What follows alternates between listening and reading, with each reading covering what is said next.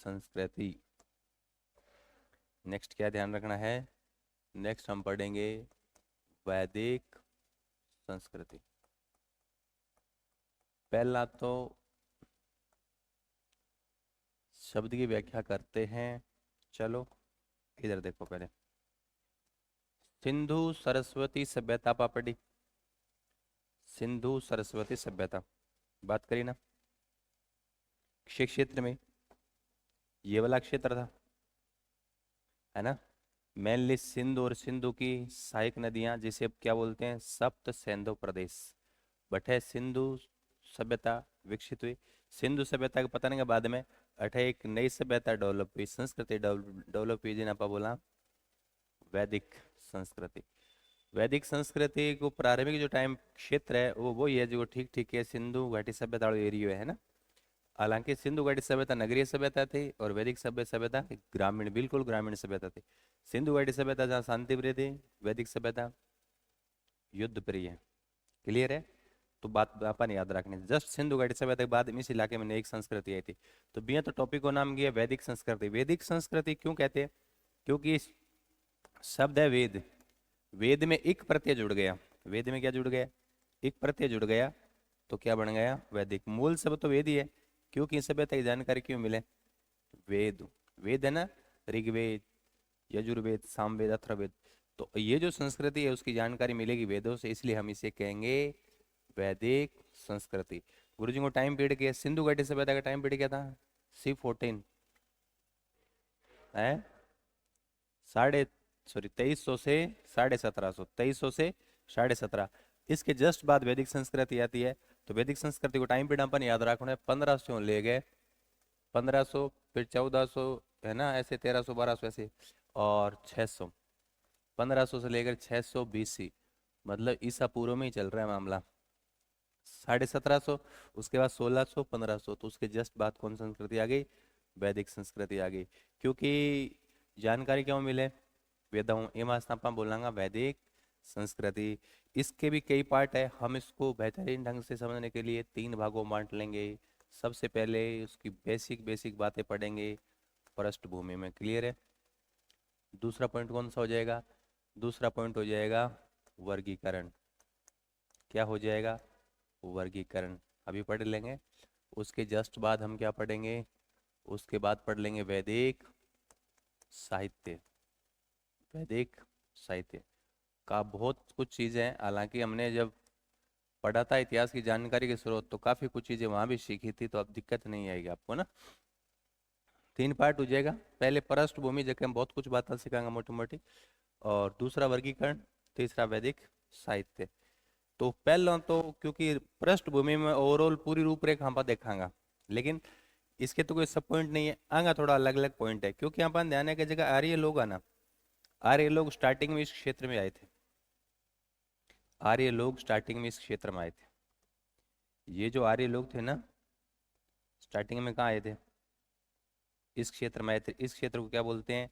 सब सिंधु प्रदेश, क्योंकि सिंधु और सिंधु की सहायक नदियां हैं। तो इन आपा बोला आर्य लोग उठाया। तो ए अठरेया जी मान लो 1500 स्टार्ट हो गया, ध्यान से सुनना, 1500 से स्टार्ट होते हैं ना, 1500 BC से, और ये यहाँ से यहाँ तक आते आते कितना हो गया? 1000 BC। ठीक है।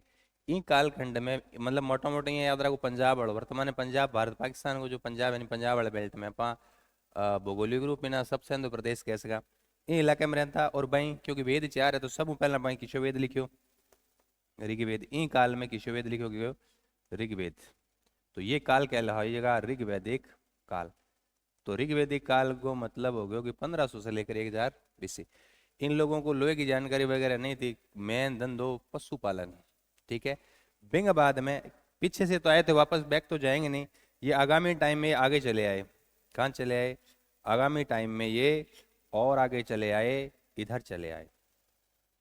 और 1000 के बाद ये आगे चले आए। आगे चले आने का मतलब क्या हो गया? नॉर्थ इंडिया जगह ना क्या बोला? आर्यवर्त बोला। गंगा यमुना दोआब को क्रॉस करके बिहार में एक जगह पड़ती है सदानीरा या गंडक नदी, यहाँ पर पड़ा, गंडक नदी तक चले गए थे। तो ये 1000 से यहाँ से स्टार्ट हुए, गंडक नदी तक चले गए, कहाँ तक? 600। ये कौन सा BC है? 600 BC। तो आपको याद रखना है 1000 से लेकर 600 बीसी का जो टाइम पीरियड है, इसमें लोग आगे चले गए थे। तो इस काल में तो केवल एक वेद लिखा गया था, ऋग्वेद, इसलिए इस काल को कहेंगे ऋग्वेदिक काल। इसमें ये आगे चले गए थे, और बाद को क्या बोलते हैं, उत्तर। तो ये काल कौन सा हो जाएगा, उत्तर वैदिक काल। ये काल कौन सा हो जाएगा, ये काल हो जाएगा उत्तर वैदिक काल। ये काल कौन सा हो जाएगा, उत्तर वैदिक काल। गुरु जी, ऋग्वेदिक काल में उनका मेन धंधा क्या था, ऋग्वेदिक काल में इनका मेन धंधा था पशुपालन। ऋग्वेदिक काल में इनका मेन धंधा था पशुपालन, उनको लोहे की जानकारी वगैरह नहीं थी। इस काल में उनको लोहे की जानकारी भी, और लोहे की जानकारी के हिसाब से उन्होंने क्या बना लिए, कृषि के औजार। इसलिए इस काल में एक नंबर पर क्या गया, कृषि। ठीक है, इतना सा अंतर है। ऊपर वाले 1500 से लेकर 1000 तक ये वाला क्षेत्र है, पंजाब में सबसे अंदर में रहते थे। ये एक पशुपालन का मेन फोकस था, लोहे की जानकारी वगैरह नहीं थी। एक ग्रंथ लिखा गया था ऋग्वेद, ऋग्वेदिक काल कहलाया। 1000 से लेकर 600 बीसी में ये पूरे कहाँ से, पंजाब से निकलकर उत्तर प्रदेश, बिहार, पश्चिम बंगाल तक चले गए। सदानीरा गंडक, सदानीरा मतलब गंडक नदी तक चले गए।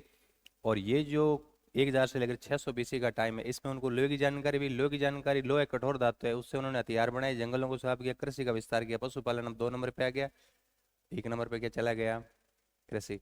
कृषि चलाने से उनका जनसंख्या में जबरदस्त वृद्धि हुआ। तो यहाँ से जब उन्होंने एंटर किया था, एक ग्रामीण सभ्यता थी, लेकिन 600 बीसी बीसी आते आते उन्होंने वापस बड़े बड़े नगर हो गए। कौन से, 16 महाजनपद। तो कैसे एक ग्रामीण संस्कृति स्टार्ट हुई, कबीलाई समाज, और यहाँ से चल यहाँ तक एक बड़े नगरों तक का सफर तय किया। तो आ मोटी मोटी बात अपन याद रखनी है। तो गुरुजी वर्गीकरण में आप क्या देखांगा, वर्गीकरण में वही तो देखांगा। वर्गीकरण में क्या देखेंगे, वर्गीकरण में यही देखेंगे, पहला काल कौन सा, ऋग्वैदिक काल। पहला काल का ऋग्वैदिक, या तो ऋग्वैदिक काल कहते हो, या पूर्व, पूर्व वैदिक काल। पूर्व वैदिक काल, पूर्व का मतलब पहले स्टार्टिंग वाला, ऋग्वैदिक काल या पूर्व वैदिक काल। दूसरा कौन सा हो जाएगा, दूसरा पूर्व का उल्टा क्या होता है, पूर्व का उल्टा क्या होता है, उत्तर, बाद का। तो दूसरे का काल क्या क्या हो जाएगा, उत्तर वैदिक काल। क्या हो जाएगा, उत्तर वैदिक काल। टाइम पीरियड दे समझ गया, इनको टाइम पीरियड के हैं 1500 से लेकर 1000 बीसी।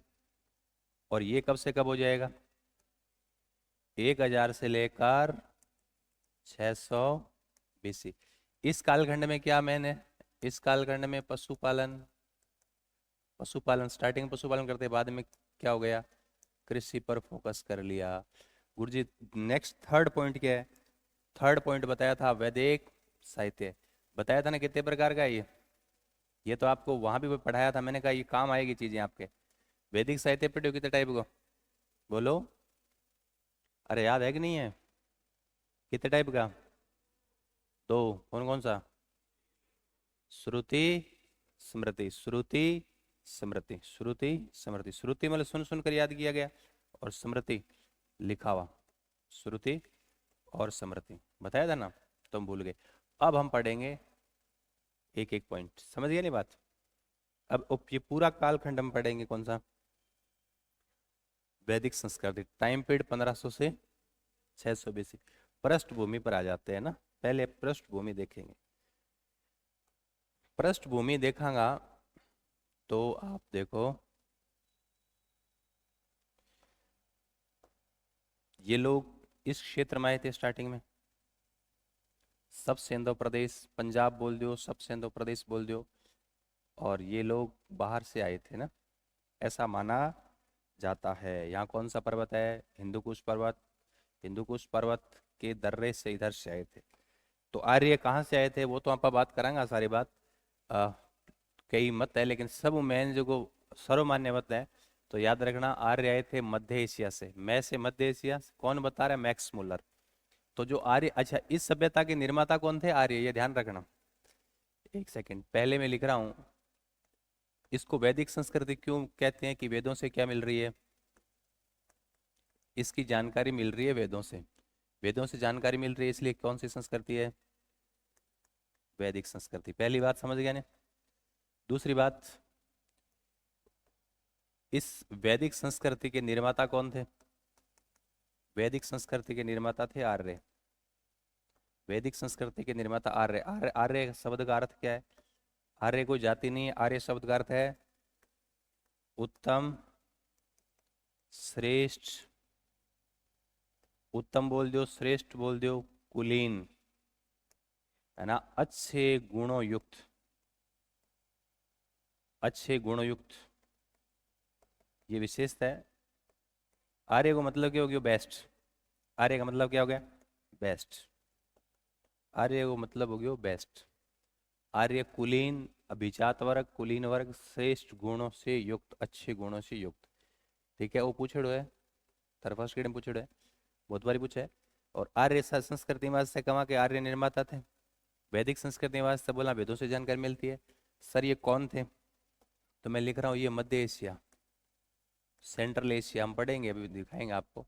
मध्य एशिया से आर्य, आर्य मध्य एशिया से आए थे। और ये बात कौन कह रहा है? मैक्स मूलर कह रहा है। मैक्स मूलर जर्मनी में बन, क्योंकि भारत के अंदर जो आर्य है ना, मध्य एशिया, मैक्स मूलर इधर से आए थे। ठीक है, और ये भारत, अच्छा ये क्या करते थे आर्य लोग? ये थे पशुपालक।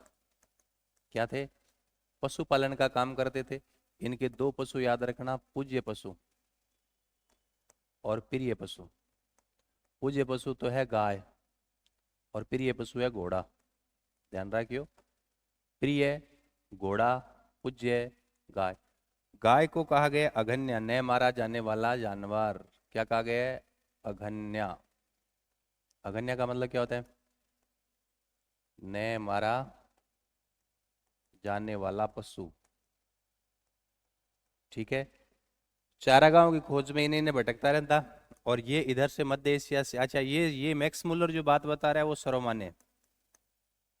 ठीक है, और ये भारत में जब एंट्री करते हैं तो ये भारत में पता है कौन से दर्रे से एंट्री करते हैं? खैबर दर्रा। दर्रा जानोगे? दो पहाड़ों के बीच में तंग रास्ता है ना, बिन के बोले दर्रा, दर्रा, बहुत सा दर्रा है, गोमल, खैबर, ऐसे करके कई दर्रा है। तो खैबर दर्रा से भारत आए थे, दो पहाड़ों के बीच तंग रास्ता। आप अरावली में कह दिया नाड़, नाड़ कहवा ना। ठीक है, घाटी, नाल, दर्रा। तो ये कौन सा दर्रा? खैबर दर्रा से आए थे। क्लियर है? याद रह जाइए। ये तो सर्वमान्य मत है, ये सर्वमान्य मत है मैक्स मुलर वाला। अब मैं नीचे लिख रहा हूं, नेक्स्ट देखो। नीचे मैं आपको बता रहा हूं कि ये लोग कहाँ से आए थे। ये लोग कहाँ से आए थे? तो ये देखिए विश्व का मैप देखो आप लोग, ये लोग कहाँ से आए थे? तो इधर देखो, और विश्व को मैप है। ए लो कटू आया। तो सब पहला तो अपन ध्यान रखो, सेंट्रल एशिया से आए थे। ये कौन कह रहा है? कौन कह रहा है? मैक्स मुलर कह रहा है। तो मैं लिख रहा हूं आर्य। आर्य कहाँ से आए? अंग बारे में अलग अलग मत है। सर्वमान्य तो मैंने बता दिया, सर्वमान्य कौन सा है? सर्वमान्य है कि मध्य एशिया से आए थे। सर्वमान्य क्या है? मध्य एशिया। और मध्य एशिया से आए थे, ये कौन कह रहा है? मैक्स मुलर कह रहा है। कौन कह रहा है? मैक्स मुलर कह रहा है। कौन कह रहा है? ये मैं लिख रहा हूं कि मध्य एशिया से आए थे। और कहाँ से आए? ये बात कौन कह रहा है? ये कह रहा है मैक्स मुलर। मैक्सिमम लोग इसी को मानते हैं, सर्वमान्य ना, मैक्स मुलर। अब कई जगह नेक्स्ट में थाने बताऊं, आपा कई और भी विद्वान है जगह बतावे। आपने पूर्व जानकारी है कि हमने आधुनिक भारत अभी जैसे खत्म किया, तो आपको पता है तिलक ने एक बुक लिखी थी इधर ब्रह्मा की मांडले जेल में, द आर्कटिक होम ऑफ वैदिक आर्यंस। क्या मतलब हुआ? कि वैदिक आर्यंस है उनका घर क्या है? आर्कटिक होम, आर्कटिक प्रदेश। आर्कटिक मतलब उत्तरी ध्रुव, अंटार्कटिका दक्षिण ध्रुव, आर्टिक उत्तरी ध्रुव। तो तिलक क्या कह रहे हैं? ये वाला तिलक कह रहे हैं ये आर्कटिक प्रदेश है। तो आर्कटिक प्रदेश है, तो तिलक ने कहा है कि भाई ये यहां से आए थे। तिलक की बुक है, कौन सी बुक है? The Arctic, the Arctic home of वैदिक आर्यंस। याद रहे जी ना, द आर्कटिक होम ऑफ वैदिक आर्यंस में ये कह रहे हैं। फिर ये रशिया है, रशिया का नीचे वाला पार्ट कौन सा हो जाएगा? दक्षिणी रशिया, दक्षिणी रशिया, दक्षिणी रूस से आए थे, ऐसा दो लोग कहते हैं, नेहरिंग और चाइल्ड। ये दक्षिणी रूस है ना, दक्षिणी रूस से आए थे, ये कौन कह रहा है? चाइल्ड और नेहरिंग। कैसे याद करना है? चाइल्ड को मतलब क्या है? बच्चों, बच्चों के ज्यादा रूस है, ठीक है। ये जो तिब्बत है, ये जो तिब्बत है जिस पर अभी चाइना ने अधिकार कर लिया, नेपाल के ऊपर तिब्बत, तिब्बत से आए थे ऐसा कौन कह रहे हैं? दयानंद सरस्वती। तिब्बत से आए थे, अरे ये कौन कह रहे हैं? दयानंद सरस्वती। ये मध्य भारत है, मध्य भारत, मिड इंडिया, मध्य भारत से आए थे, ये कौन कह रहा है? राजबली पांडे। राजबली पांडे कह रहे हैं मध्य भारत में आएगा। क्लियर है? बोलो है?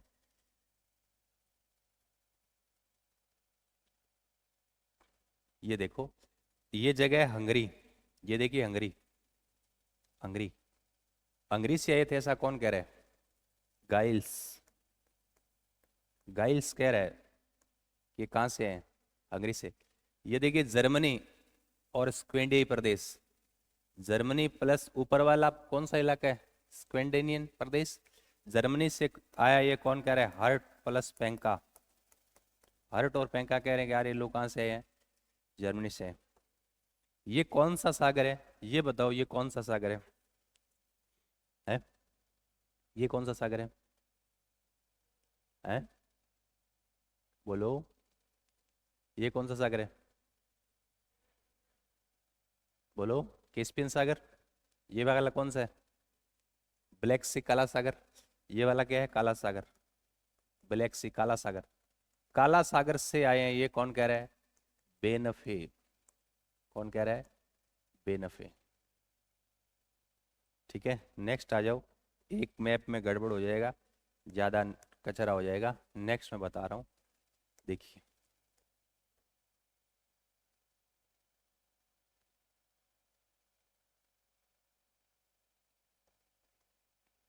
एनसीईआरटी क्या कह रही है? एनसीईआरटी कह रही है आल्पस पर्वत है उसके पूर्व से आ रहा है। आल्पस पर्वत कहाँ है? बोलो भाई, कहाँ है आल्पस पर्वत? यहाँ इटली के जस्ट ऊपर स्विट्जरलैंड, यहाँ है आल्पस। ये कौन सा पर्वत है?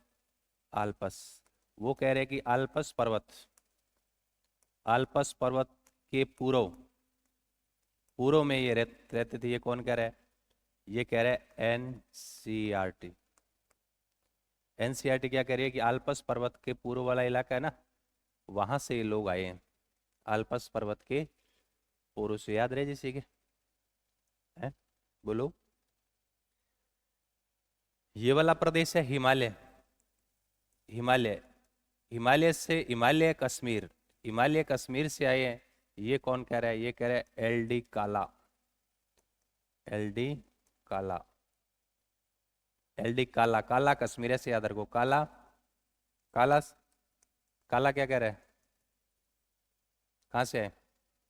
कश्मीर से। फिर याद रखना बर्म ऋषि देश, बर्म ऋषि से आए हैं। ये कौन कह रहा है? ये कह रहा है गंगानाथ झा, गंगानाथ झा। फिर याद रखना सप्त सेंधव, एक व्यक्ति कह रहा है कि सब सेंधु प्रदेश में ही थे, ये वहीं से थे। ये कौन कह रहा है? सब, संपूर्णानंद, संपूर्णानंद। कौन कह रहा है? संपूर्णानंद। बोलो, कोई दिक्कत? इतनी बात अपन याद रखनी है। तो आर्य कौन थे, कहाँ से आए थे? अब तुमको पूरी सर्वमान्य मत तो है कि मैक्स मुलर कह रहा है कि मध्य एशिया से आए, तो फिर ये जो बता रहे हैं अब सर्वमान्य है नहीं, हम उनको क्यों याद करें?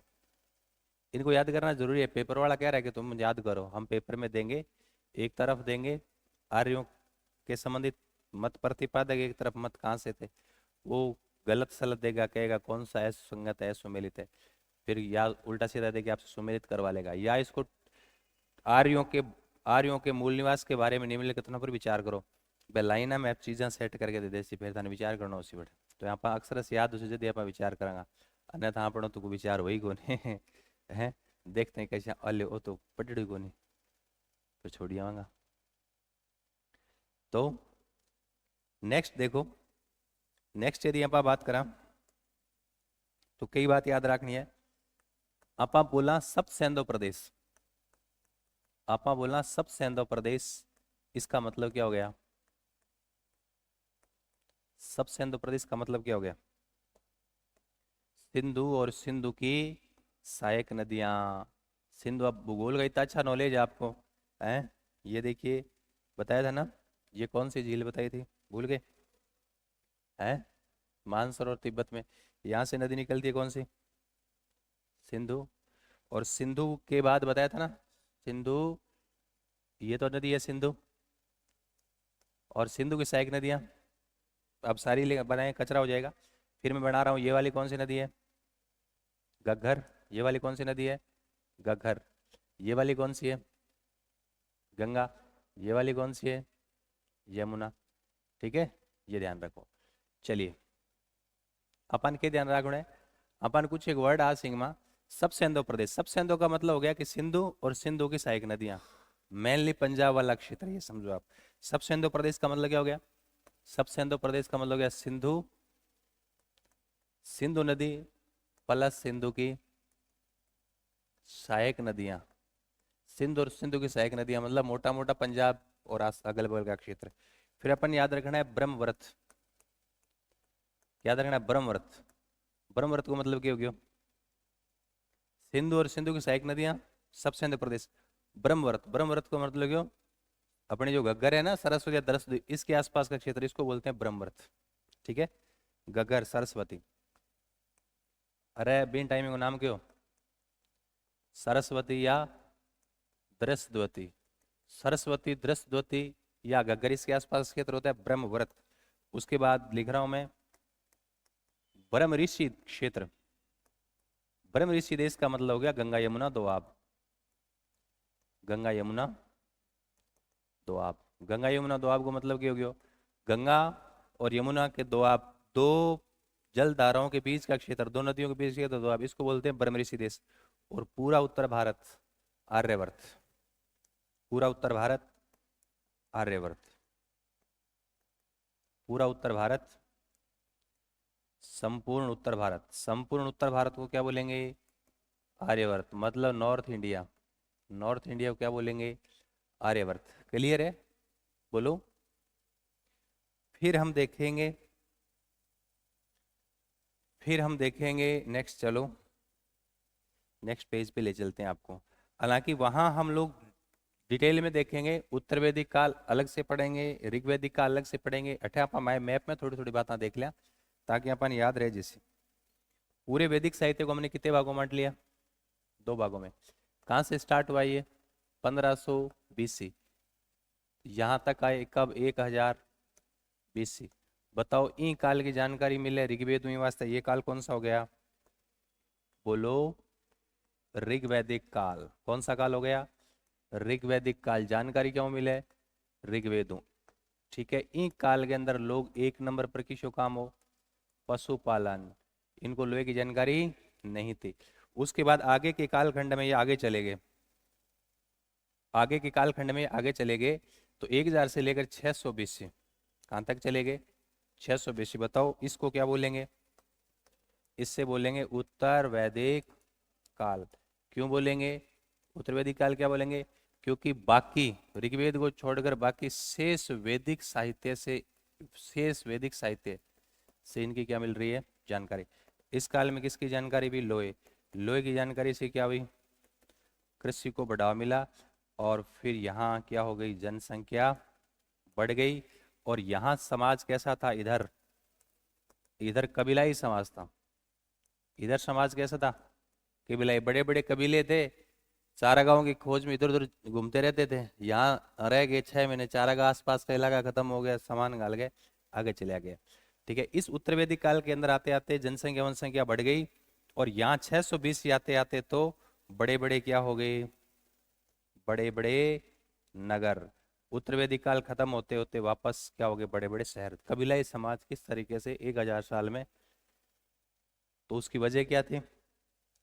लोहे की जानकारी। वजह क्या थी? लोहे की जानकारी। याद रहे जिसे के। अब हम बात करेंगे वैदिक काल के अंदर और अपन के ध्यान रखना है, और अपन याद रखना है कि वैदिक, देखिए सिंधु घाटी सभ्यता आप पढ़ी, सिंधु घाटी सभ्यता के अंदर तो आप के देखियो, आप बात देखिए कि भाई जे एविडेंस मिलिया, लिपि तो आपने समझो को नहीं, जो भी एविडेंस मिला बाने देखा अपन अनुमान लगाओ कि शायद ऐसा ऐसा रहा होगा। लेकिन वैदिक काल में तो हम वेदों में जो जो बातें लिखी है उस हिसाब से बात करेंगे। वैदिक काल में अपन पता के चलियो कि आर्य लोग अठे था, तो ऋग्वेद में जी आपने नदियां है ना, नदियां, आ नदियां को नाम मिले, ठीक है, तो आप नदियों को नाम मिल रहा है, मान लो ऋग्वेद में नदियों का नाम मिल रहा है, इसका मतलब ऋग्वेद में इस इलाके में थे, उत्तर वैदिक लिटरेचर में उन नदियों का नाम मिल रहा है, इसका मतलब इस क्षेत्र में थे। तो आर्यों का भौगोलिक विस्तार आप देखांगा, आर्यों का भौगोलिक विस्तार, भौगोलिक विस्तार का मतलब क्या हो गया, मूल शब्द क्या है इसमें है, मूल शब्द है भूगोल, भूगोल हमारे जो धरातल की जी की जानकारी है, मतलब कट कट रहता, तो बड़ा नदियों का नाम मिला है ऋग्वेद के अंदर, आपा बे बे नाम आपा देखेंगा। तो पहले तो मैं नदी बना देता हूँ यार, ये तिब्बत की मानसरोवर झील से कौन सी नदी निकलेगी, सिंधु, ठीक है। सिंधु के बाद कश्मीर से कौन सी नदी, झेलम, फिर कौन सी, चेनाब, फिर कौन सी, रावी, क्लियर है। इधर से कौन सी निकलेगी, व्यास, इधर से कौन सी निकलेगी, सतलज, और ये इधर चली जाएगी, ठीक है। ये कौन सी है, घग्गर, ये कौन सी है, घग्गर, ये कौन सी है, गंगा, ये कौन सी है, गंडक, ये कौन सी है, गंडक, और छोटी मोटी नदियां हैं। तो सब पहले आप बात करांगा कि आर्यों में जो सर्वाधिक महत्वपूर्ण नदी या प्रमुख नदी किसी, सिंधु, सबसे प्रमुख नदी या महत्वपूर्ण नदी सिंधु, लेकिन सबसे पवित्र नदी सरस्वती, घग्गर, जिसे नदी तमा कहा गया है। तो ध्यान रखना, प्रमुख नदी, ऋग्वेदिक काल में प्रमुख नदी की यदि आप बात करा, प्रमुख नदी मांगी किसी प्रमुख, वो तो थी सिंधु, लेकिन सर्वाधिक पवित्र नदी, उनकी नजर में सर्वाधिक पवित्र नदी सरस्वती, कौन सी, बोलो, सरस्वती, और जिसे कहा गया नदी तमाम नदियों में श्रेष्ठ। बाद में सरस्वती विद्या की क्या बन गई, देवी। ऋग्वेद का अधिकांश पाठ इसी सरस्वती नदी के किनारे बैठकर लिखा गया, इस ऐसा माना जाता है। फिर आप देखें, उसके बाद आप देखें कि गंगा को नाम कितनी बार ऐड है, एक बार। यमुना को नाम कितनी बार ऐड है, यमुना को नाम ऐड है 3 बार। आर्य सभ्यता है, खुद आर्य शब्द कितनी बार ऐड है, 36 बार। देखिए, सबसे महत्वपूर्ण नदी, प्रमुख नदी सिंधु, पवित्र नदी तमा, बोलो, है सरस्वती, और ये कौन सी नदी है ऊपर वाली, गंगा, गंगा का नाम ऐड है 1 बार। यमुना को कितनी बार ऐड है, 3 बार। आर्य शब्द कितनी बार ऐड है ऋग्वेद में, 36 बार। कौन से वेद में, ऋग्वेद में, कौन से वेद में, ऋग्वेद में। चलिए, बिंग बाद में नदियां को वैदिक नाम मिले, तो सब पहला आप देखांगा, ये पहली नदी कौन सी है, झेलम, झेलम का ऋग्वेद में नाम क्या मिलता है, अरे ए भी कुछ है, एक तरफ नदियां एक तरफ बोलेंगे आप, सुमिलित असुमिलित जो भी उसको सेट करो, या सिंपल पूछ लेंगे कि झेलम का वैदिक नाम क्या है, ऋग्वेद में क्या नाम मिलता है, वितस्ता। झेलम का क्या मिलता है, झेलम, झेलम का वैदिक नाम मिलता है वितस्ता, झेलम का वितस्ता। झेलम के बाद चिनाब, चिनाब का क्या मिलता है, आस्किनी, चिनाब का क्या मिलता है, आस्किनी। रावी का क्या मिलता है, रावी का परुषणी, क्या नाम मिलता है, परुषणी, रावी। व्यास का क्या मिलता है, व्यास का मिलता है बिपाशा, क्या मिलता है, बिपाशा। सतलज का क्या मिलता है, सतलज का मिलता है सतुद्री, क्या मिलता है, सतुद्री, सतलज, सतुद्री। आगे आप देखेंगे गंडक, गंडक का क्या मिलता है, सदा नीरा, गंडक क्या क्या मिलता है, सदा मीरा। काबुल, इधर ऊपर वाली छोटी छोटी नदी है, काबुल, काबुल का क्या नाम मिलता है, काबुल, कुंभा, गोमती का क्या नाम मिलता है? गोमल। गोमती का क्या नाम मिलता है? गोमल। स्वात। स्वात नदी है पाकिस्तान में, उधर बहती है ना, उधर अफगानिस्तान पाकिस्तान। स्वात में क्या मिलता है? स्वात का सुवस्तु। सोहन। सोहन नदी बह रही है ना उधर पंजाब में, सोहन का क्या मिलता है? सुषोमा। क्या नाम मिलता है? सुषोमा। ये बात याद रखनी है अपन। झेलम। झेलम का वितस्ता, चिनाब, आस्किनी, रावी, परुषणी, ब्यास, बिपाशा, सतलज, सतुद्री, गंडक, सदानीरा, काबुल, कुंभा, गोमती, गोमल, स्वात, सुवस्तु, सोहन, सुसोमा। सुसोमा मिलते जुलते सही नाम है, ज्यादा तो कुछ है नहीं। तो यहाँ वैदिक नाम अपन याद रखना है। बताओ कोई दिक्कत? तो आप पढ़ ली वैदिक, वैदिक कल्चर की पृष्ठभूमि। वैदिक कल्चर की पृष्ठभूमि। अब आप देखें कि मोटी मोटी बात समझ में आ गई नहीं था? मोटी मोटी बात समझ में आ गई ना? पृष्ठभूमि कंप्लीट। पृष्ठभूमि में आप ओवरऑल सारी मोटी मोटी बात पढ़ ली, तो आगे आप पढ़ लांगा ना वर्गीकरण, जैसे पूर्व वैदिक काल या ऋग्वैदिक काल, उत्तर वैदिक काल। तो एल पिछली चीजें अपने काम आ सी। अब सब इंपॉर्टेंट बात ये है कि पहला पॉइंट हो गया, दूसरा पॉइंट पाएंगे किस पे? दूसरा पॉइंट कौन सा है? हैं? वर्गीकरण। वर्गीकरण में पहले ऋग्वैदिक काल, उत्तर वैदिक काल।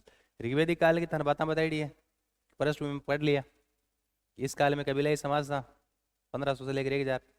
और यहाँ लोहे वगैरह की जानकारी नहीं थी, इधर उधर घूमते थे और लड़ाई झगड़ा करते थे, युद्ध प्रिय थे, और चारागाहों की खोज में इधर उधर रहते थे। पशुपालन मेन धंधा था, लोहे वगैरह की जानकारी नहीं थी। उत्तर वैदिक काल में, अच्छा इसकी जानकारी ऋग्वेद से, बाकी उत्तर वैदिक काल में बाकी वैदिक लिटरेचर से जानकारी मिलती है। लोहे की जानकारी हो गई, और 1000 से 6 से कृषि का विस्तार किया, हथियार बनाए, लड़ाई झगड़ा किया, अपने बड़े बड़े साम्राज्यों का विस्तार किया। 620 आते आते 16 महाजनपद हो गए। तो आपा के काम करांगा आपने, एक तो ऋग्वेदिक काल ओ कालखंड हो गयो, और एक ओ कालखंड हो गयो, और काल ही बताई। और रोज बताते हैं किसी कालखंड को जानने के लिए 4 पक्ष है। कौन से? उस समय का समाज, धर्म, आर्थिक पक्ष और राजनीतिक। तो सिंपल है, पहले अपन ऋग्वेदिक काल का, इस कालखंड में समाज कैसा था, धर्म का स्वरूप कैसा था, आर्थिक क्रिया कैसे करते थे, और शासन वगैरह कैसे चलाते थे। और उसके बाद उत्तर वैदिक काल में सेम 4 पॉइंट जिससे हो जाएगा। तो सबसे पहले अपन बात करेंगे ऋग्वेदिक काल। ऋग्वेदिक काल मतलब दिमाग में जहन में रहा कि ऋग्वेदिक काल पढ़ रहे हैं, तो दिमाग में रखना कि पंजाब वाले इलाको है, कबीलाई समाज है, पशुपालन करने लग रहे हैं, लड़ाई झगड़ों करे है। ऐसा आपको दिमाग में होना चाहिए कि फिर अपन 4 चीजें पढ़ेंगे, और जानकारी केवल ऋग्वेद। ठीक है? तो आप पहला चारों पॉइंट ई पक्ष का पढ़ेंगे, फिर चारों पक्ष जो पक्ष है नेक्स्ट पॉइंट का पढ़ेंगे। तो सब पहला आप ऋग्वेदिक काल में, ऋग्वेदिक काल को समाज पढ़ेंगे। क्या पढ़ेंगे? समाज। समाज में के वे वर्ग, खाना पीना, मनोरंजन, ओढ़ना, ठीक है, और वो क्या क्या लोग करते थे, यही होता है। क्या मान्यताएं थी, क्या प्रथाएं थी समाज में, यही होता है समाज में। और होता क्या है, सौंदर्य प्रेमी थे कि नहीं थे, वगैरह वगैरह सब यही चलता है। तो अपन ऋग्वेदिक काल का पढ़ेंगे समाज। तो ऋग्वेदिक काल में हम जब समाज पढ़ेंगे, जैसे आपने पढ़ा कि इससे पहले की जो सभ्यता थी, सिंधु घाटी सभ्यता, वो समाज कैसा था? मातृस्थात्मक। और ये ऋग्वेदिक काल समाज कैसा हो जाएगा? उल्टा है, पितृस्थात्मक। ऋग्वेदिक काल में समाज कैसा है? पितृस्थात्मक। पिता का उत्तराधिकारी उसका पुत्र होगा, और पिता की संपत्ति का अधिकार किसके पास रहेगा? पुत्र के पास रहेगा। बिंग अलावा परिवार ने बोलता कुल। परिवार को क्या बोलते थे? कुल। परिवार या कबीले को क्या बोलते थे? कुल। और कुल का प्रमुख होता था कुलप। परिवार का मुख्य कुलप, जो सबसे वृद्ध व्यक्ति होता था ना, वो परिवार का क्या होता था? मुख्य व्यक्ति होता था, कुलप। तो कबीलाई समाज था, तो कुल का प्रमुख कुलप। और ये कबीले छोटे बड़े कबीले थे। ठीक है? बिंग बाद में अपन ध्यान रखना है, ए चारागाह की खोज में इन्हें उन्हें घूमता रहता। चारागाह खातर लड़ाई भी होती। ये सिंधु घाटी सभ्यता के लोग क्या थे? शांति प्रिय। ये क्या है? युद्ध प्रिय। वो क्या करते थे? व्यापार। इनका काम क्या है? पशुपालन। ठीक। ऋग्वेद को 10वां मंडल है। बिंग अंदर पुरुष सूक्त है। भी पुरुष सूक्त में देवड़ा है कि एक विराट पुरुष मतलब ब्रह्मा जी के मुख से ब्राह्मण, भुजाओं से क्षत्रिय, जंघों से वैश्य और पैरों से शूद्र वर्ण की उत्पत्ति हुई है। मतलब ऋग्वेदिक काल में 4 वर्ण थे और ये जो वर्ण है वो कर्म मूलक है, जन्म मूलक नहीं है। काम जो जैसा काम कर रहा है वैसा ही काम हो जाएगा।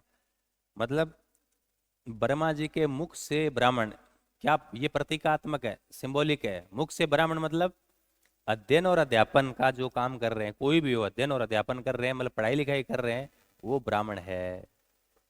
दूसरा, भुजाओं से क्षत्रिय, मतलब जो सुरक्षा कर रहा है, रक्षा कर रहा है, वो क्षत्रिय है। जन्म कहीं हो उससे कोई फर्क नहीं पड़ता। वैश्य, व्यापार वाणिज्य और कृषि वगैरह जो कर रहे हैं वो वैश्य।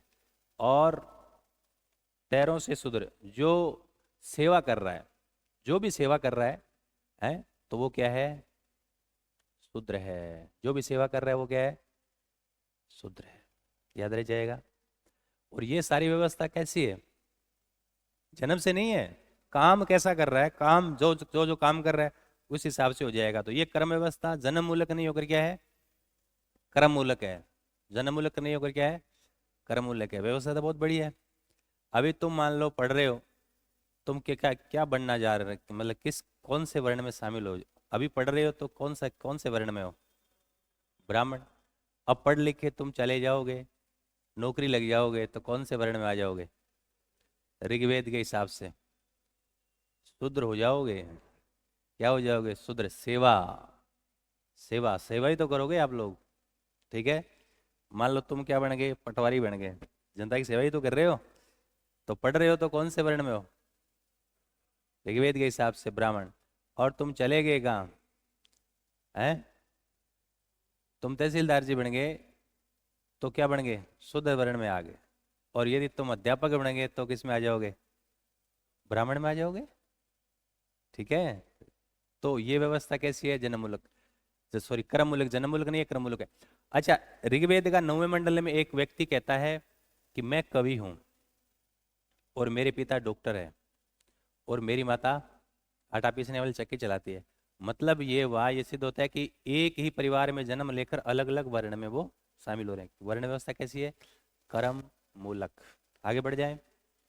फिर आपको बात बताते हैं कि ये लोग वस्त्र पहनते थे, सूती और ऊनी दोनों टाइप का वस्त्र पहनता। वस्त्र कितना टाइप का वस्त्र? जी अलग अलग नाम मिला ऋग्वेद में। वास, अधिवास, निवि, उष्णीय। वास, अधिवास, निवि, उष्णीय। वास, अधिवास, अधिवास ऊपर ऊपर शरीर के ऊपरी भाग का वस्त्र है वह अधिवास। मध्य भाग का वास। निवि अंदर, निवि अंदर का वस्त्र। और उष्णीय पगड़ी, उष्णीय पगड़ी। वास, अधिवास, निवि। ठीक है। मध्य भाग का ऊपरी भाग का निवि, नीचे अंदर। ठीक है। और उष्णीय पगड़ी। तो सूती और ऊनी दोनों टाइप के क्या पहनते थे? कपड़े पहनते थे। ये लोग शाकाहारी भी थे, मांसाहारी भी थे। बार बार पढ़ने की आवश्यकता नहीं है, मैंने एक दिन पहले ही बताया था। कुछ चीजें कॉमन होती है जो एक ही बार पढ़नी होती है, बार बार नहीं। हर कालखंड में मनुष्य दोनों टाइप के मिलेंगे। तो शाकाहारी मांसाहारी टाइप के मनुष्य थे। ठीक है। सर ये मनोरंजन करते थे? हाँ मनोरंजन करते थे। तो मनोरंजन में क्या करते थे? मनोरंजन में जैसे मांस मदिरा का ये लोग सेवन करते थे। और क्या करते थे? शराब का भी सेवन करते थे। सोमरस, हिमालय की एक चोटी है मुंजवत, वहाँ इनका मानना था कि सोम देवता रहते हैं जो वनस्पतियों के देवता है। तो ये सोमरस वगैरह का पान करते थे। शतरंज खेलते थे, शिकार कर लेते थे और वो जुआ जा सब खेलते थे। ठीक है, याद रह जाएगा। उसके बाद यदि हम बात करें तो महिला की स्थिति है ना, भले ही समाज पितृसत्तात्मक को, महिला की स्थिति बहुत ही अच्छी है। और हिंदुस्तान के इतिहास में किसी भी कालखंड में उतनी अच्छी स्थिति महिलाओं की नहीं थी जितनी ऋग्वेदिक काल में थी। अब आपको सॉरी महिलाओं की इतनी स्थिति के बढ़िया ही देखो के अधिकार बन छूटी के चीज़ें की छूटी। पहली बात, वो यज्ञ क्रिया में भाग लेती थी, यज्ञ वगैरह ना पूरा एकदम बराबर पुरुषों के बराबर भाग लेती थी। उनका उपनयन संस्कार होता था। वो वेद वगैरह एकदम जैसे पुरुष वगैरह वेदों का अध्ययन करते थे वैसे वो भी अध्ययन करती थी। ठीक है। राजनीति में भाग लेती थी। राजनीति में भाग लेती थी, सभा और समिति में भाग लेती थी, महिला राजनीति में भाग लेती। यहाँ कोनी के ओ सरपंच प्रतिनिधि आ गयो हैं। अभी लोकसभा में क्या चल रहा है, कितना आरक्षण लेके आ रहे हैं, है ना, चल रहा है ना। लोकसभा में आरक्षण, महिला आरक्षण को लेकर चल रहा है, और सरकार इस बिल पेश कर सकती है, और महिला आरक्षण, तो मजे मजे हो जाएंगे महिलाओं के। ठीक है, याद रह जाएगा। लेकिन देखो ऋग्वेदिक काल के अंदर आज भी आप देखो कि महिला को इतना छूट थोड़ी है। तो वो वह गुण ही आदमी बोले थे गुण, बोले मैं प्रधान हूँ और प्रधान में लुगाई है। बोले तू कौन है, बोले सरपंच। बोले सरपंच को नाम तो रेशमा है।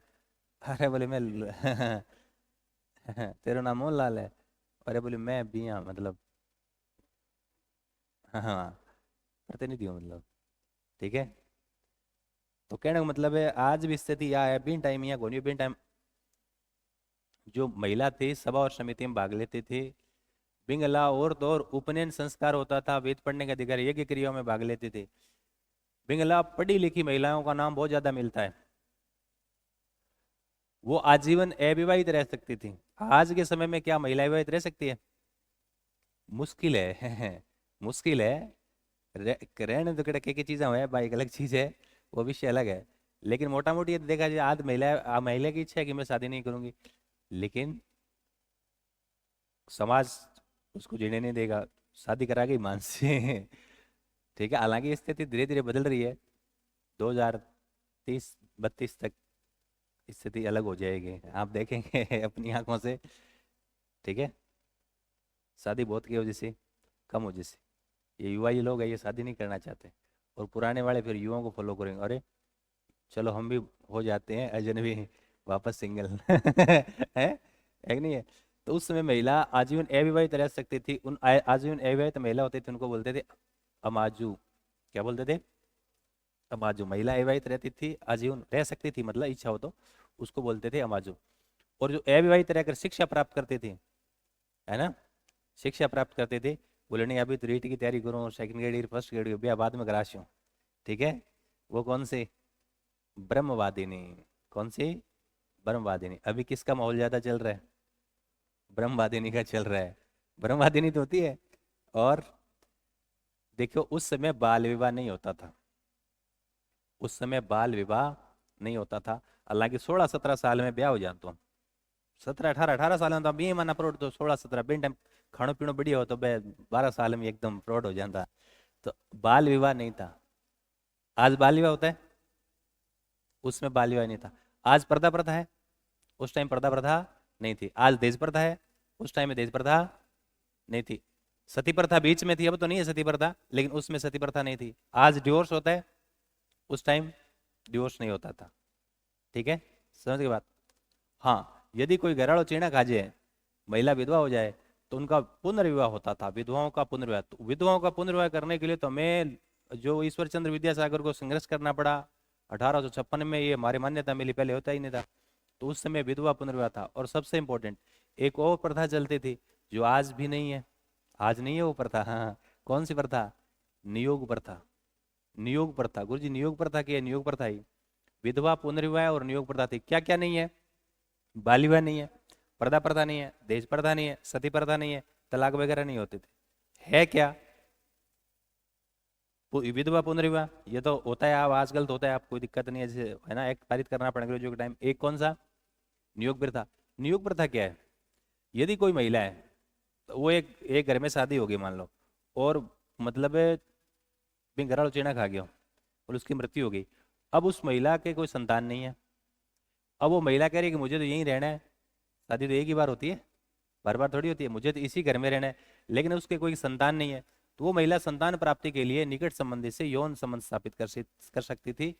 ये उसको छूट थी। ये कौन सी प्रथा है, नियोग प्रथा। ये वैदिक काल में थी। ठीक है, बिन टाइम में पढ़ी लिखी महिला बहुत ज्यादा ही, बिन टाइम में पढ़ी लिखी महिला बहुत ज्यादा ही। मैं बता रहा हूं, काई, SAV, काई सैव अलजी, सनी। काई, काई तो याद रहे जी, सैव SAVLG, सनी। ये ट्रिक है। ये ऋग्वैदिक काल की विदुषी महिलाएं थी। विदुषी को मतलब जानो करें, एकदम पढ़ी लिखी, खतरनाक वाली, आज की तरह नहीं, पहले की तरह है ना। कहाँ से क्या हो जाएगा, बोलो, है। अरे थे काल के शो के काम करो, थारी बाजी को निकले, दौड़ दाड़ लगा के आगे क्या है, बोलो कहाँ से है। कोमल, क्या से क्या है, बोलो, काक्षावर्ती, कहाँ से क्या है, काक्षावर्ती, ई से है इंद्राणी, ई से इंद्राणी, एस से सिकता, एस से, ए से अपाला, वी से विश्वारा, वी से विश्वारा, एल से लोपामुद्रा, जी से गोसा, जी से गोसा, है से से सची, नी से निवावरी, सनिया, आ से आत्रेयी, आ से आत्रेयी, बोलो, बोलते चलो।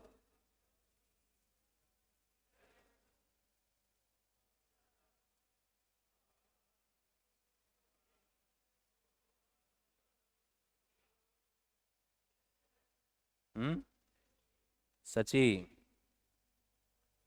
ने निवावरी, आ से क्या हो जाएगा, आत्री। अब तुम क्या बोल तो नहीं रहे हो, फिर तुम्हें याद नहीं होगा, फिर क्योंकि हम तो फेल हो गए, तो फेल होना चाहते हो आप, हैं, तुम चाहते हो कि हम बार बार फेल हो जाएं, और लोग हमें घोषित कर दे कि वो फेल हुए है तो मेहनत ही नहीं कर रहे, तुमसे आवाज नहीं निकल रही, बताओ वापस कहाँ से क्या है, जोर से बोलो।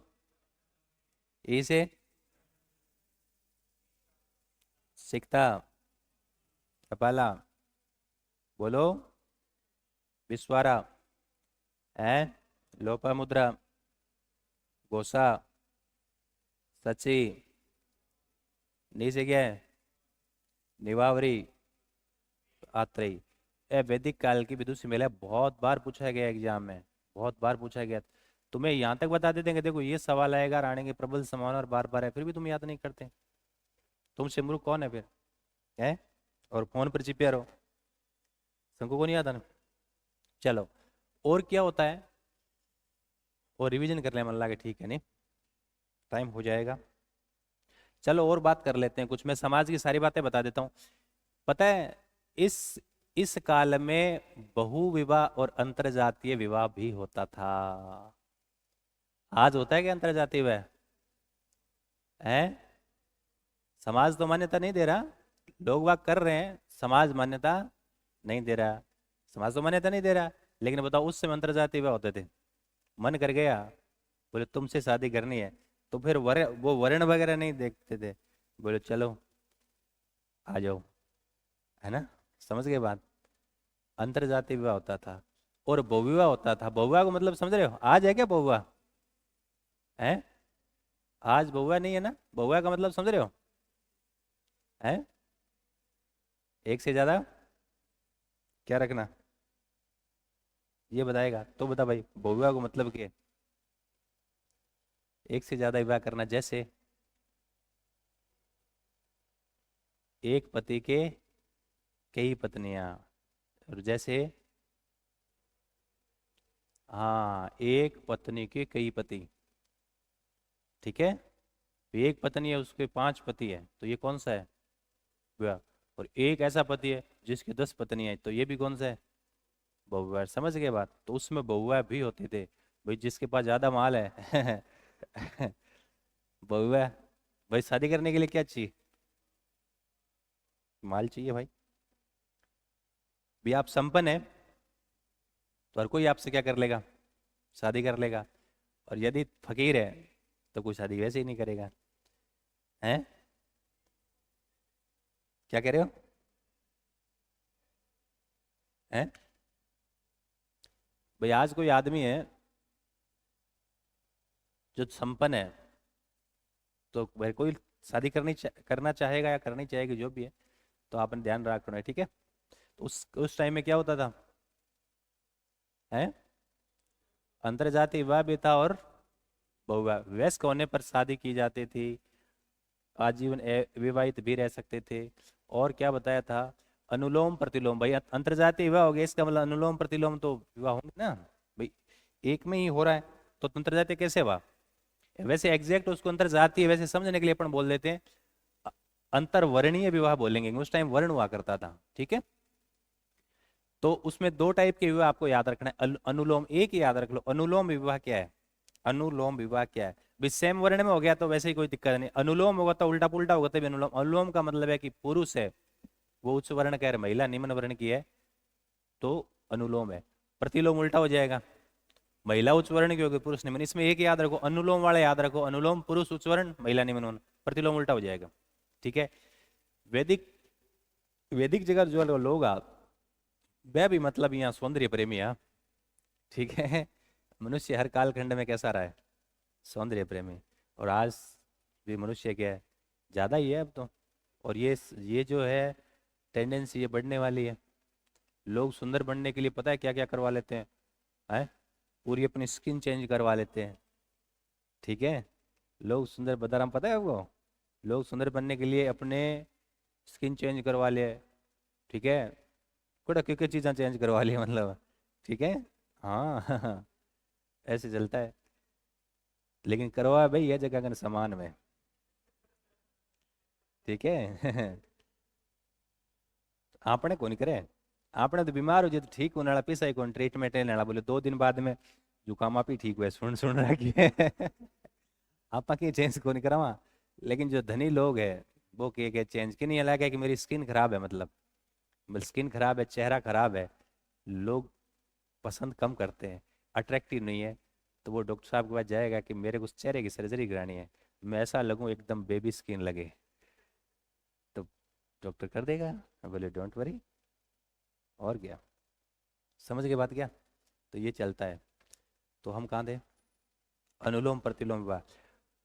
अच्छा, वैदिक काल के अंदर मृद भांड कैसे मिलते हैं, मिट्टी के बर्तन, सिंधु घाटी सभ्यता में BRW, black red ware, black rare sorry black red ware, काले लाल मृद भांड। वैदिक काल में BRW तो है ही है, ब्लैक रेड वेयर के साथ OCP, ओकर कलर्ड पॉलिश्ड वेयर, है ना, तो OCP याद रख लो, BRW और OCP। तो इतनी बात याद रखनी, आप वैदिक काल को समाज पढ़े, ऋग वैदिक काल का समाज पढ़ा है, और ये कबीलाई समाज था, युद्ध प्रिय है, और सारी बातें धनवत कल लिखेंगे, इसका मैटर ज्यादा है ना, तो आज आप पढ़ वो रिविजन कर लें। आज आप वैदिक संस्कृति पढ़ने लग रहा, 1500 लेके 600 BC, 3 पार्ट थे, पृष्ठभूमि, वर्गीकरण, वर्गीकरण उत्तर वैदिक काल 1000 ले गए, सॉरी 1500 ले गए 1000, और उत्तर वैदिक काल 1000 से 600, और उसके बाद क्या पढ़ा, वैदिक साहित्य, श्रुति और समृद्धि। आज पृष्ठभूमि हमने पढ़ लिया, लिख लिया, ऋग्वेदिक काल का समाज पढ़ा है। चलिए, क्या बताया, वैदिक वेदों से जानकारी मिलती है इसलिए नाम हो गया वैदिक संस्कृति। निर्माता थे आर्य, आर्य का अर्थ है उत्तम, श्रेष्ठ, कुलीन, अच्छे गुणों से युक्त, मतलब बेस्ट। आर्य कहाँ से थे, मध्य एशिया के थे, मध्य एशिया, मध्य एशिया, मैक्स मुलर से सर्वमान्य मत है, खैबर दर्रा से आए थे भारत में, सब सिंधु प्रदेश में स्टार्टिंग में आए थे। पूज्य पशु गाय, अगन्या ने मारे जाने वाला प्रिय पशु कौन सा है, घोड़ा। आर्य कौन थे, कहाँ से आए थे, इससे सम्मिलित मत है, सर्वमान्य तो मैक्सिमम लोग तो मैक्स मुलर मध्य एशिया मानते हैं, लेकिन अलग अलग विद्वान अलग अलग बताते हैं। जर्मनी और स्कैंडिनेवियाई प्रदेश कौन बोलता है, हर्ट और पेंका। हंगरी से आए कौन बोल रहा है, गाइल्स। काला सागर से आए कौन बोल रहे हैं, काला सागर, बेनफे। आर्कटिक उत्तरी ध्रुव से आए कौन बोल रहा है, तिलक। द आर्कटिक होम ऑफ वैदिक आर्यंस। दक्षिण रूस से आए कौन, चाइल्ड और नेहरिंग। ध्यान से कह रहे कि तिब्बत से, राजबली पांडे कह रहे मध्य भारत से आए हैं। DS त्रिदेव कह रहे हैं देविका प्रदेश से आए, ये भी ध्यान रखो, पाकिस्तान में एक जगह ना मुल्तान, है ना, DS त्रिदेव, DS त्रिदेव, वो कह है कि देविका प्रदेश से आए हैं, देव देविका, वो कह रहे हैं देविका प्रदेश से, यहाँ देविका प्रदेश का मतलब है मुल्तान, कि मुल्तान से आए हैं, ठीक है। फिर आप चले, हमने क्या बताया, हिमालय से आए कौन बोल रहा है, LD काला, LD काला कश्मीर हिमालय। ब्रह्म ऋषि देश से आए हैं गंगानाथ झा।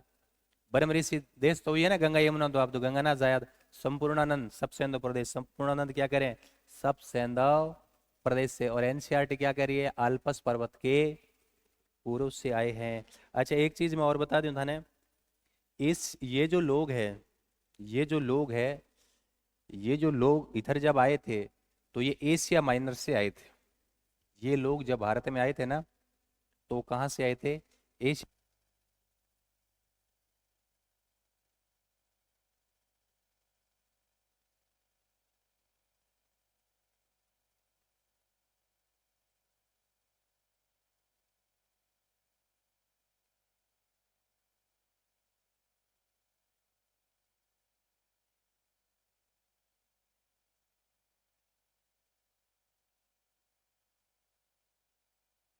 ये लोग कहाँ से आए थे, एशिया माइनर से। अब आपको गुरु जी अभी तो थे बताओ, खैबर दर्रों आया, अब को एशिया माइनर से आए थे हैं। कौन सी बात सही है इन दोनों में, दोनों ही बात सही है, दोनों की सही है? मैं तन को कि ठेठ की आया, कोई कैसी मैं त्रिमूर्ति रोड आया, कोई कैसी मैं गेट में करायो। दो बात तो दोनों ही सही है, तो उस रास्ते में कई पॉइंट होंगे। तो चलो अभी बताते हैं आपको। ठीक है, एनसीईआरटी अल्पासपुर और कायड काला क्या कह रहे हैं, हिमालय प्रदेश कश्मीर से आए थे। सब सिंधु प्रदेश को मत अच्छा, सब सिंधु प्रदेश को मतलब है सिंधु और सिंधु की सहायक नदी। ब्रह्मव्रत का मतलब घग्गर और के आसपास का, ब्रह्म ऋषि गंगा यमुना द्वाब आर्यवर्त संपूर्ण उत्तरी भारत, ऐसा शब्दों को अपन पता होना जरूरी है। फिर आप पृष्ठभूमि पढ़ रहे हैं। देखिए 1500 से लेकर 1000 ऋग्वेदिक काल, कबीलाई समाज था, पशुपालन वगैरह करते थे। उत्तर वैदिक काल में 1600 लोहे की जानकारी, कृषि बढ़ गई, जनसंख्या बढ़ गई, बड़े बड़े नगर आ गए। फिर क्या बताया था, फिर ये बताया था क्या, भौगोलिक विस्तार, ऋग्वेदिक काल की कुछ नदियां हैं, प्रमुख नदी सिंधु, नदी तमा, सर्वसे पवित्र सरस्वती, गंगा का नाम एक बार आया, यमुना का 3 बार आया, और आर्य शब्द कितनी बार आया, 36 बार। अब आप याद करो क्या, झेलम, वितस्ता, झेलम के बाद चिनाब, चिनाब आस्किनी, उसके बाद रावी, परुष्णी, विपाशा, व्यास, सतलज, सतुद्री, सदानीरा, गंडक, गोमती, गोमल, कुंभा, काबुल, सुवस्तु, स्वात, सोहन, बोलो सोहन, क्या बताया था, सुषोमा। ठीक है, अवैदिक नाम याद रखना है। फिर हमें चलना है, मैं वो बात बता देता हूँ आपको। ये पृष्ठभूमि की एक बात है जो बड़ी इंपॉर्टेंट है, और वो बात ये है कि ये जो लोग हैं इधर जब आ रहे थे ना, कहाँ से, तो है जब ये आ रहे थे तो खैबर दर्रा भारत के अंदर, तो खैबर दर्रा से होकर आए थे, वैसे कहाँ से आए थे गुरु जी, वैसे मतलब वैसे, देखो कुल मिला के मोटा मोटी बात आई है कि लगभग इन इलाके में चे घटे वो इन इलाके में लगभग लोग, है ना। तो ये लोग जो इधर से जब आए, तो ये तुर्की देश पड़ता है ना, तुर्की, तुर्की में एक पठार है अनातोलिया का पठार। अपन विश्व का भूगोल जब पढ़ते हैं तो पढ़ते हैं तुर्की में कौन सा पठार है, अनातोलिया का पठार। बट है एक जगह है, जगह ना आपा बोला एशिया माइनर, तुर्की में क्या है, लिख रहा हूं मैं, क्या है, Asia minor, Asia minor, Asia minor, Asia minor घटे, एशिया माइनर, एशिया माइनर तुर्की के अनातोलिया पठार में है। बट्ठे एक शिलालेख मिले 14 ईस्वी को, और उस शिलालेख का नाम है बोगाज काई शिलालेख। उस शिलालेख का नाम क्या है, बोगाज काई शिलालेख, शिलालेख का नाम क्या है, बोगाज काई शिलालेख। और 1420 मतलब 1400 ईसा पूर्व को शिलालेख है, अन्ना अठे मिलियो शिलालेख। इन शिलालेख के मां के बात लिखेड़ी है, इस शिलालेख के अंदर कुछ कुछ बातें लिखेड़ी है। वो शिलालेख एक तरीके को संधि पत्र है।